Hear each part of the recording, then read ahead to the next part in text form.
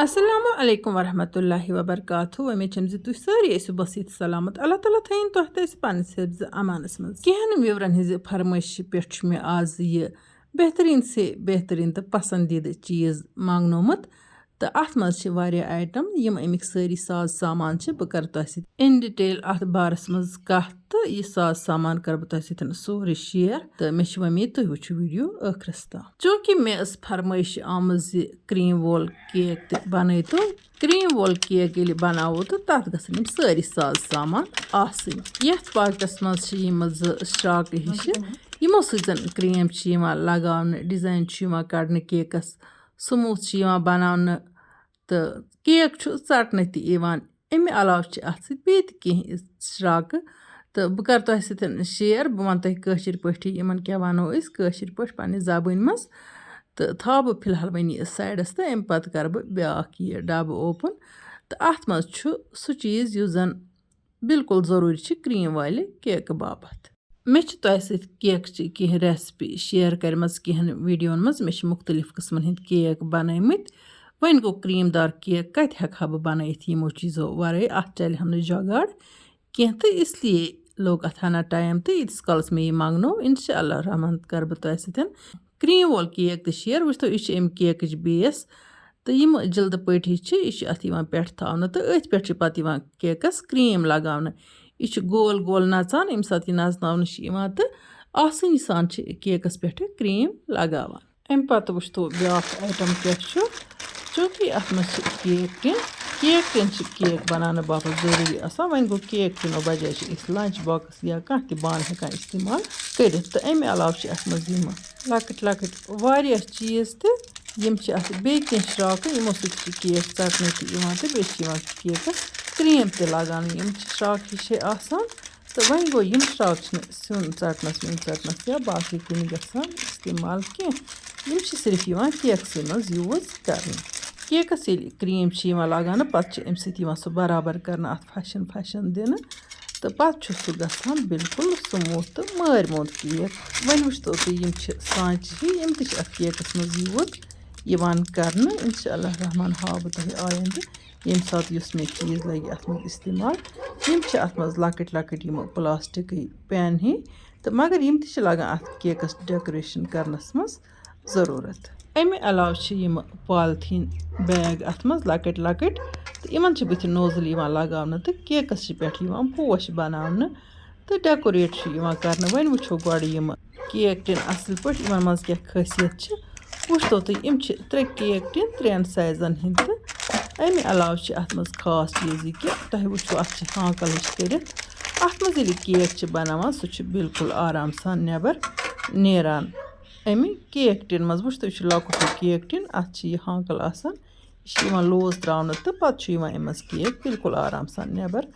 कड़न तो यानी कि यह जान चीज़ वन गो प्रथ कंस लग कह तो वन यम केक बनान शौकीन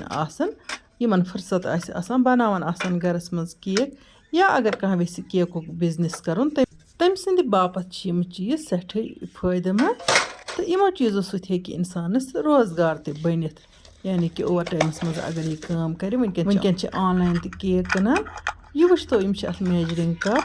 तो यम थो साइडस तो अम पत वो यह अत लगान क्रीम प्लान करनस पे फज दिनस तो अमे अलाव अत मज किस्मिक नोजल यानी कि यमो सह केकस मुख्तलिफ किस्मन हिंद पोश बनाने यम सन केक काफ़ी अट्रैक्टिव बनान गडनथ कड़ बह अमज सारी नबर चूँकि वन अगर कह अन यह साजो सामान केक बनानुक तो बच्चन हिंद अथ नश गि दूर थवन तिज बच्चे अगर यम लकट लकट चीज़ नीन चंदस मज थोवन तो इन कुन जाए दारित वो तुम अहम यथ केकस बापत यम सात अत डेकोरेशन कर वो अकिस ओर यह बैग लगवित पॉलिथीन बैग तो अत मज क्रीम भरना पत् इथ केकस पोश बनाने या डिज़ाइन बनाने यम सारी चीज़ मे इकवटे ऑर्डर करमत इसलिए वत मे यम इकवटे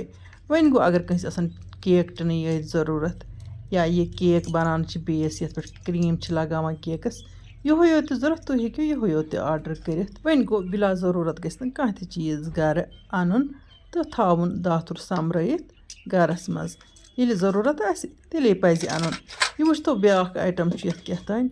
अत अलग पैक करित। यह वुछतो तुम यह डिज़ाइन बापत चूँकि केकस लेखान हैप्पी बर्थडे केक ये बनावन आसि यह तमे बापत सांचे अत बिल्कुल लिखित हैप्पी बर्थडे